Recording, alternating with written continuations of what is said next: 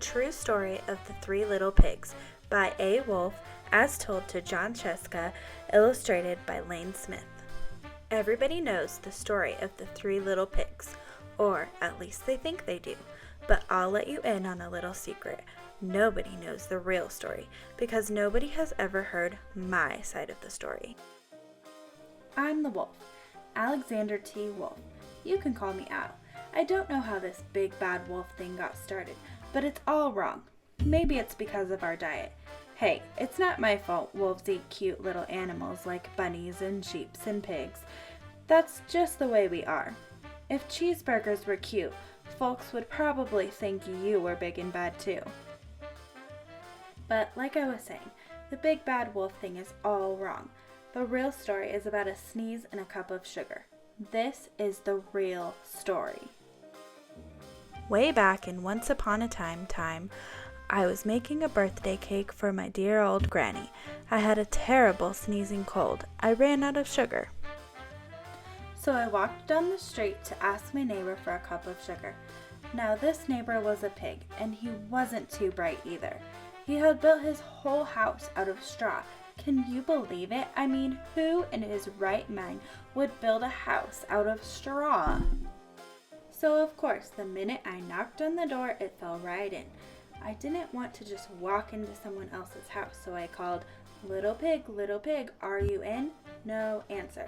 I was just about to go home without the cup of sugar for my dear old granny's birthday cake. That's when my nose started to itch. I felt a sneeze coming on.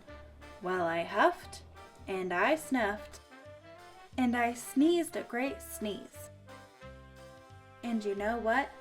That whole darn straw house fell down, and right in the middle of the pile of straw was the first little pig, dead as a doornail. And he had been home the whole time. It seemed like a shame to leave a perfectly good ham dinner lying there in the straw, so I ate it up.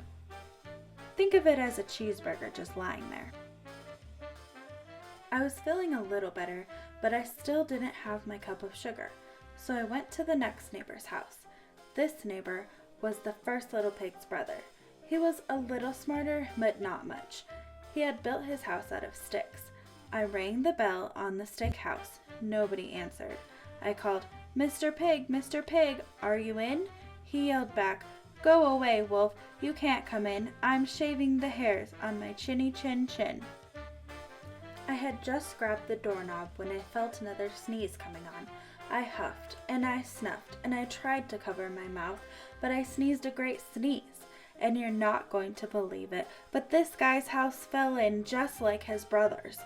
When the dust cleared, there was the second pig, dead as a doornail. Wolf's honor.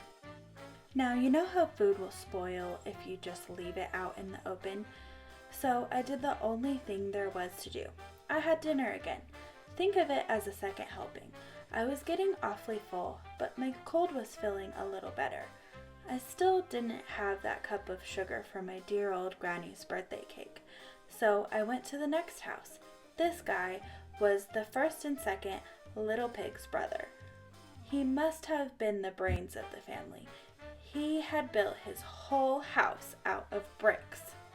I knocked on the brick house. No answer. I called, Mr. Pig, are you in? And do you know what that rude little porker answered? Get out of here, wolf. Don't bother me again. Talk about impolite. He probably had a whole sack full of sugar, and he wouldn't even give me one little cup for my dear sweet old granny's birthday cake. What a pig. I was just about to go home and maybe make a nice birthday card instead of a cake when I felt my cold coming on. I huffed and I snuffed and I sneezed once again, and then the third little pig yelled, And your old granny can sit on a pin. Now, I'm usually a pretty calm fellow, but when somebody talks about my granny like that, I go a little crazy.